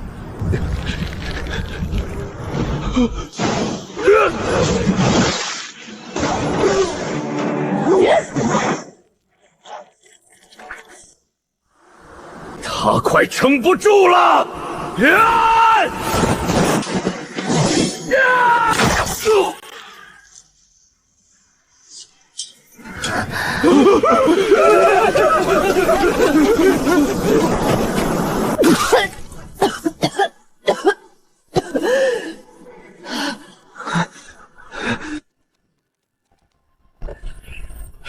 大水！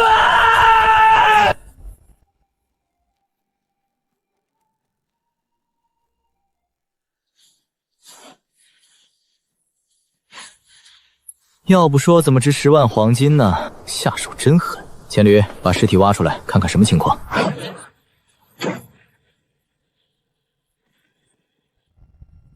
陆先生，这些人全都是被一招斩杀的，全是一招。一招，同一个人吗？同一个人。哼，这回真是找着大货了。忘川这次出动了共计42人，其中35人是火字旗，7人灵字旗。那名使用鱼刺剑的刺客白修宇，半只脚已迈入了通修境。没想到这样的人，竟以如此草率的方式落幕。有找到鱼刺吗？周围都已经摸索过了，没有见到。齐国边防弩军训练有素，可今夜30-40人出动，竟拿不下那1人。咱们得重新审视对方的实力了。虽然远在王城的大人们也不是很关心苦海县的实际状况，但若是死的人太多了，我这里同样不好交差。放松点，县太爷，他若是没点问题，也不会去查看刘金石的尸体。咱们这次来有着一样的目的，我总不会害你。而且，今夜之战固然惨烈，但咱们也不是没有收获，不是吗？鱼刺易进不易出，我看那个女人未必就从此地全身而退了。不怕死你就去吧，雪大，不奉陪了。今夜换作是你，能杀这忘川42人吗？能。所以那人的实力跟你差不多，比我强。从这些尸体上的伤势来判断，那个被通缉的女人应该身上有伤，而且不轻。武者受伤时，1滴的影响可能没那么大，但一旦遭遇1对多的状况，劣势就会立刻显现出来。如果我受了比较严重的伤，估计只能杀掉在场1半的人不到。这还是在白修宇袖手旁观的情况下。那个女人非但比我强，而且极为擅长1对多的战斗，这些都是我不如她的地方。走吧，天这么冷，回去喝口蛇汤。老杨弄了这么久，应该包好了。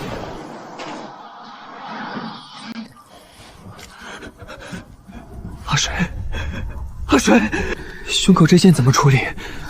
我不懂医术，不敢乱拔。这把鱼刺上的锋刃是倒刺，不能直接拔出来，你得去那头找个东西，勾住我后背显露的倒刺，让这把剑彻底将我贯穿。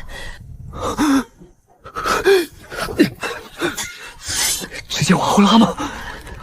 拉吧，死不了。你忍住！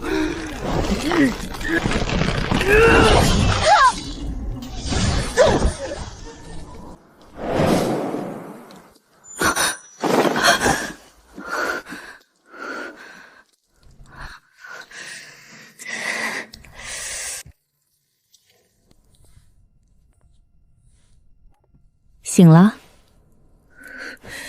这是哪儿？你自己去问那个劈柴的小伙子吧。昨夜他冒着雪把你背过来的。我要去买点菜，你自己把药喝了。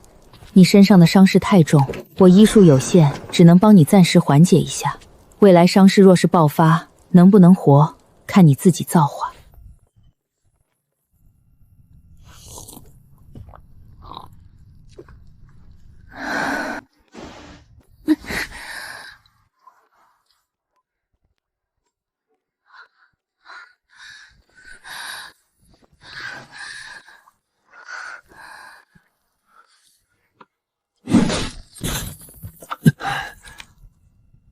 我一直觉得我的命已经是天下第一硬了。昨夜背你来，我后背棉衣全给血湿透，连我都没想到你能活下来。修行者的体质是不一般，跟修行者的体质没有直接关系。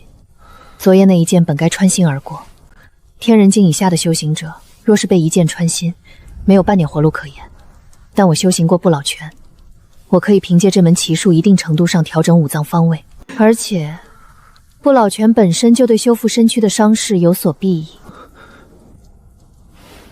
一门奇术便有如此妙用。这样说的话，创下这3门奇术的北海道人，修为又到了何当地步？天际楼楼主苦寻21年，才在藏仙渊见了他一面。仅论到一盏茶，便断言天下能与其交手者不过10人。但这老道生性慵懒，云游四海，不沾是非。若是无缘，寻常人根本见不到他。这就是你嘴里所说的世外高人吧？谢谢。难得能听你跟我道句谢，不过好像真的没有必要。你帮我挡了一剑，我还了你一剑，我们算扯平了。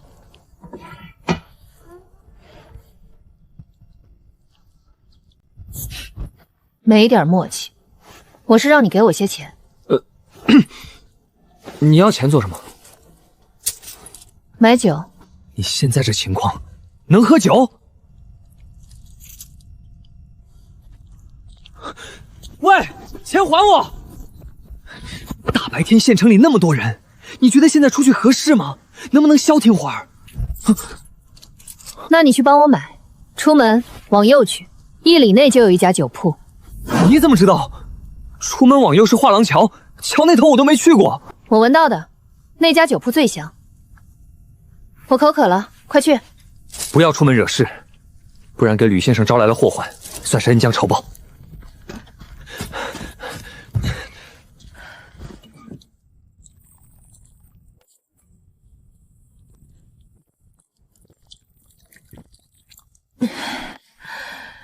真爽。也不知道你一个女人怎么就这么嗜酒。喝了酒，伤就不痛了。所以酒这东西，天下第一好。说的有理，那我陪你喝点儿。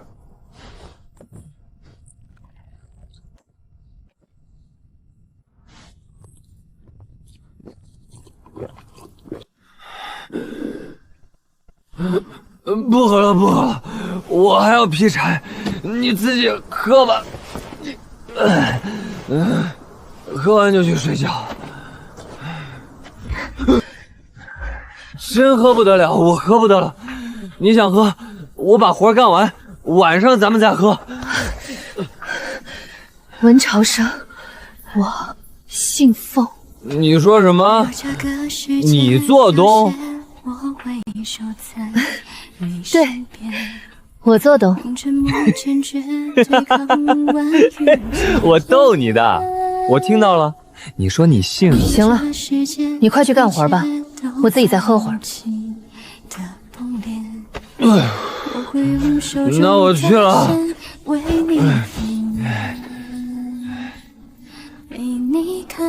记住，刚才那件事别跟任何人讲。如果你不想死的话。这么危险，那你还跟我讲？不是你上次问我以前的事吗？现在知道了又后悔？后悔个屁！我干活去了。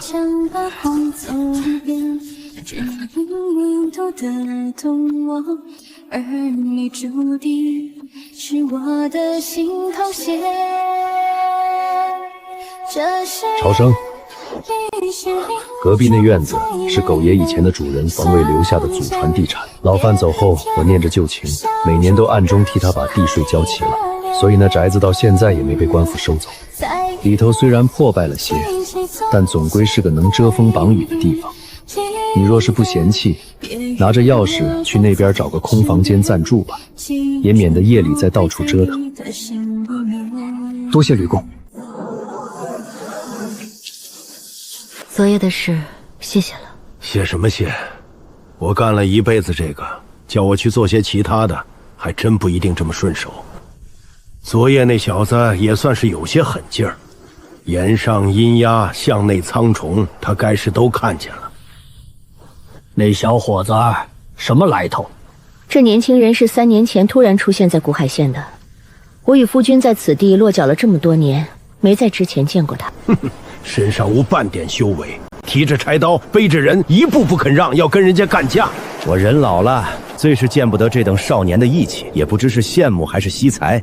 若是你们不曾收留他，我都想收他做徒弟。那年轻人没有丹海，你教得了他？缴些杀人术还是没有问题，未来在江湖上行走，能防防身。老马，这少年虽然没有丹海，却是个不得了的好苗子。夫君点了他一下，未来若是开悟，前途不可一般而语。莫要用人间凡术误了人家前程。小的你担心什么？我如今自己都不想在忘川混了，还把别人拉进来做甚？老朽4国江湖纵横了大半辈子，也有些本事，能传不能传，皆看缘分吧。是那少年吗？是，他常在沉沙河畔与面湖边散步，看看水，也吹吹风，10几年来皆如此。他多少年没练剑了？30年。认识你之后，他就不练剑了？也可能是不需要练剑了。当年仅凭一根枇杷枝，便拜了风子期相思白露无极的剑阁天才。若再磨剑30载，未必不能拜了那一指断江的轩辕老人，一主天下第一。相识30年，夫君从来没提过这事，他是真的没了兴趣。谁爱是天下第一，谁就是吧。那轩辕老人独守枯碑180年，难道就不寂寞吗？时间差不多了，我要回去做饭了。昨夜的事你真的处理干净了？这么大把年纪，可别惹一身骚。对我们来说，还有比杀人更顺手的事儿吗？昨夜看见那小伙子踪迹的人不多，对老朽也没什么防备。杀了便杀了，谁会在意少了几个不成气候的亡命之徒呢？关于你的事，我想回去与夫君商议一下，晚些再答复你吧。反正你已经等了这么久，也不急这些天了。打听到了吗？目前还没有消息。苦海县这等偏僻之地，有学子能高中栏杆阁，绝非小事。再者，他去年因违规被慈明返乡，按理说动静应该很大。但我今日在县中盘问时，竟无一人知晓此事，当真奇怪。能考入栏杆阁的人，不可能不懂规矩。如果他真的犯了大事，栏杆阁哪能让他说走就走？而且我请族中长辈查过，那名遣返学子的消息几乎被抹得一干二净，这太反常了。但不管怎么说，他是回来了。苦海县不算大，慢慢排查，一定能找到他。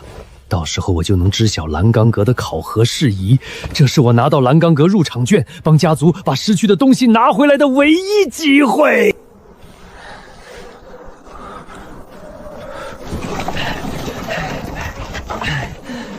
白天跟人喝了酒，误了事儿，喏，补偿你些柴吧，不能白让你等这么久。爸， 8个字，第32文钱。好字，你这字入了画境。若是去王城，少说是个书法大家，为何要在这巴掌大的地方落魄？我宁可写字不要这么好。谢谢你的禅。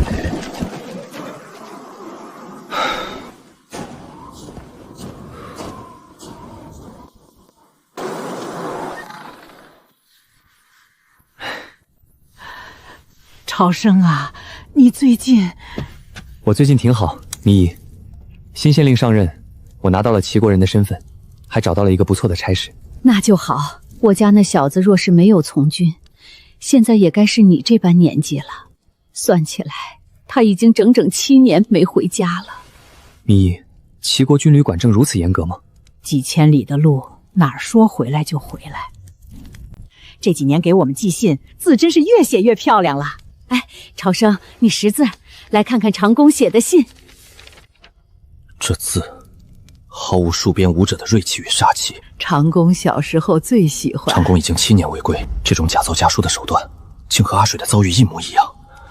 老张他们只是最底层的普通猎户，为什么要花费精力对他们用这种牵蛮手段？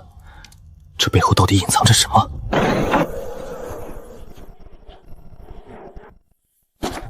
天天紧盯着这些没用的东西看。长公哥的字的确是越写越好看了。老张，我给你们带了烧鹅，你不吃点儿？不吃了，我来的时候吃过东西了。晚上兴许还要下大，我早些回去。哦，对了，米姨，这封信借我几日。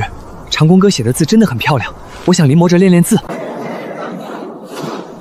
我想知道的是，明明我的父母已经死在了5年前，可为什么这5年来我一直收到了他们的来信？我宁可写字不要这么好。字真是越写越漂亮了。到底藏着什么秘密？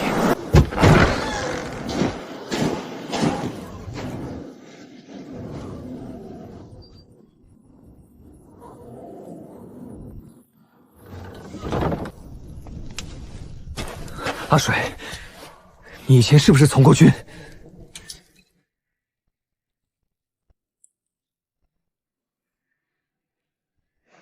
怎么突然这么问？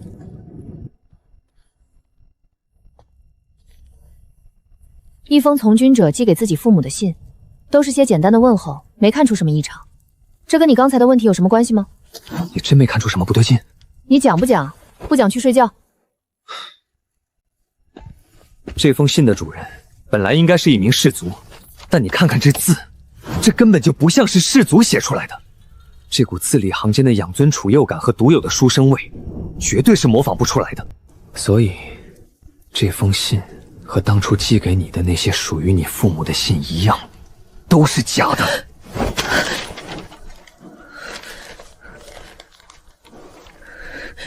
还有吗？我不知道。我之前也遇到了一个人，书法很厉害，但默默无名，没有靠这个赚钱，甚至1个字4文钱卖给了我。我自己本来就是对于书法很有研究的人，那人虽然看上去落寞，但绝对算得上书法大家。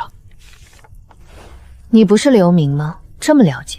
我是流民，但不是瞎子。我总觉得最近好多发生的奇怪事情，冥冥之中都有着千丝万缕的联系。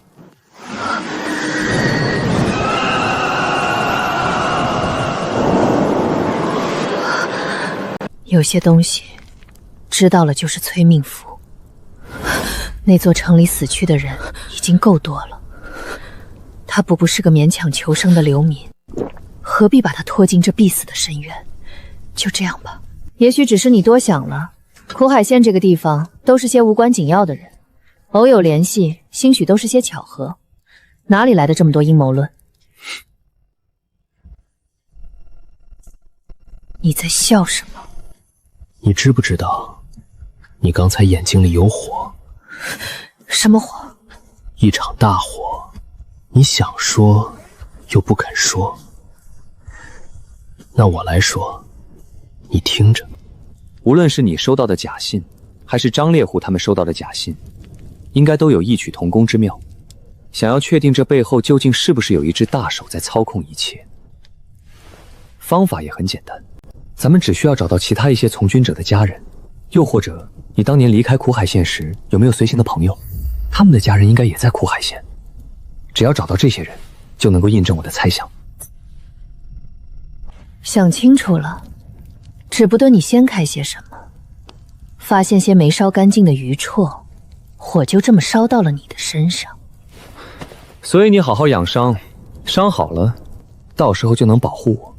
你一个大男人，要我一个女人来保护，不丢人吗？你又不是没看见我的落魄，丢人总好过丢命。而且你和吕先生不同，他对我有恩，也不欠我什么，我当然希望能在他面前活得有尊严些。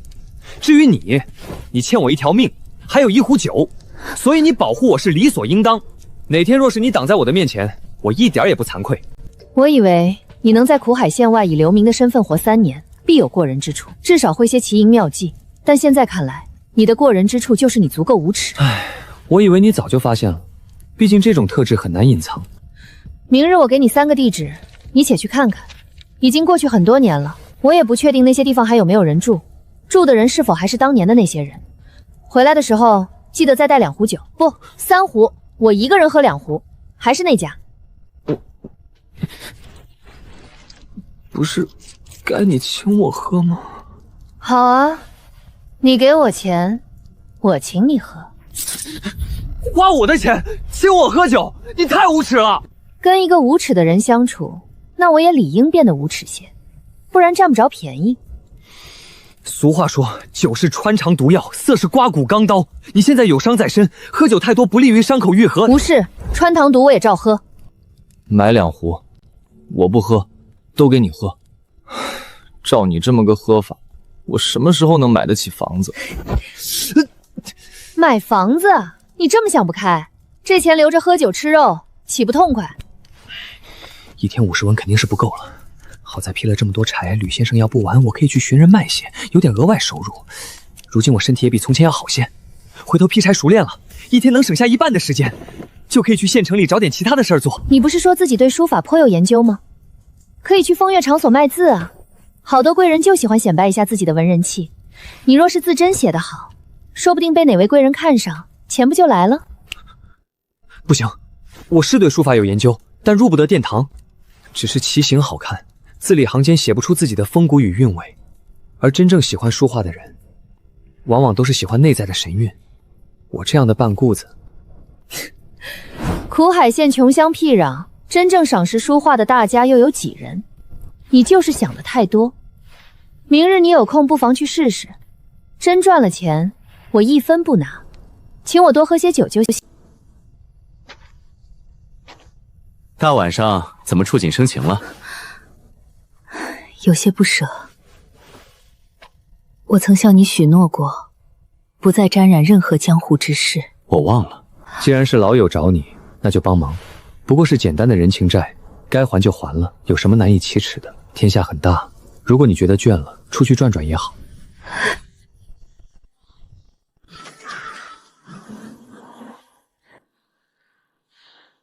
朱老大，15的尸体找到了，被人一击毙命。尸体带回来了吗？带回来了，埋尸的人不是很专业。13，来看看尸体。啧啧，被砍成这副模样，这是多大的怨气呀！15的武功高过我，竟然被砍成这般模样。朱老大，那从丰城出来的女人到底是什么来头？不该问的不要问。有关他的事情很麻烦，非常麻烦。丰城的消息现在都还被封锁着，上尉也是第一次这么严肃，连龙不飞将军都被惊动了。丰城一事据说牵扯到了王世忠不得了的存在。要不换我去跟他聊聊，我嘴甜，定不惹恼他。小七，你嘴甜也架不住人家刀快，先别去惹他了。咱们此行一来，重点是查清楚刘金石的事儿。密报称，2月前有封信从苦海发往赵国，想过边关少不了县令的印事。我本想找刘金石盘问个明白，谁知偏偏在这节骨眼上他暴毙了。要说这里头没鬼，谁信？苦海县这根边陲穷苦之地，突然一下出现了这么多忘川的高手，还有那个新来的县令纯秋，过往没有任何政绩，突然就被发了一纸官文，让他来这里任命，实在是太有意思了。所以才说这次的事情难做。能随随便便就安插一外人进入齐国的官场，可见让纯雄来苦海县上任县令的人在王城有着怎样的权力。白龙我也并非什么事吧都能查，尤其涉及往事。6年前的狄班长何等威风，只差临门一脚便能登天，最后却仍是落得那般下场。我困了，13去把尸物埋了吧。到底跟了我这么久，虽不听话，倒也没做对不起我的事，让他暴尸荒野实在不好。还是剑吗？又不像了。除了剑，好像还看见一个盘坐在树下的少年郎。吕先生，我有一事想同你请教。关于修行，吕先生还会读心术？世间哪有这般神术，能钻进人家的脑子里去看人家在想什么？若真有这般神术，那些达官怪人们可要每天睡不着觉喽。你现在吃喝不愁，找我当然是为了修行之事。吕先生慧眼如炬，我虽然如今劈柴顺手了许多，但直究没有真正跨入修行。对于修行中的许多事不了解，譬如境界，或是如何辨别敌人的强弱等等。天下武者修为分为了5个境界。初入修行时，通过外功与内功对肉体的锤炼，让意识能够调动全身气血游走如龙，此为班瀉。武者调控全身气血，便开始炼精化气，将气血的强正辐射至四肢，拳出如雷，行走如风，配合步伐，身形可如飞鸟一般轻盈，被称之为青红。青红之后就是龙吟，气血之力向内蔓延，滋养肺腑，激活血窍，使之能够成为天地道运的容器。当血窍之力凝练精湛后，天地道运会反哺人的肉身与心魄。此刻起，血窍中的潜力开始渐渐雪藏精炼，返璞归真。此般境界便是通幽。通幽之后便是第5境，称为天人。这类修士几乎已脱离凡人范畴，举手投足皆有天地道运相现，缩地成寸，继子习鸣，忽为风雨，息如雷霆。吕先生，天人之后还有修行境界吗？反正接触不到，问那么多做甚？还望吕先生为我解惑。虽诚如先生所说，这些东西我这样的凡人这辈子是接触不到了，姑且听个乐子。世间天人境的高手本已极少，几乎都在4国的修行圣地之中。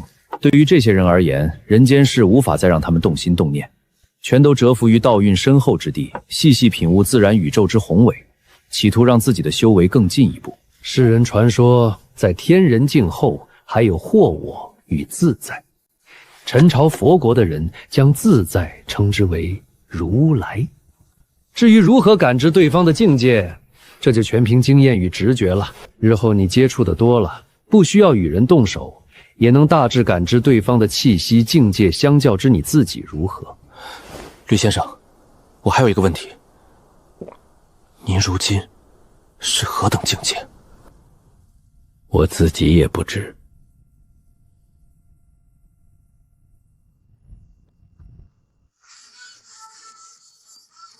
我一个连丹海都没有的穿越客，在这人命如草芥的世道，能活下来都算命大了，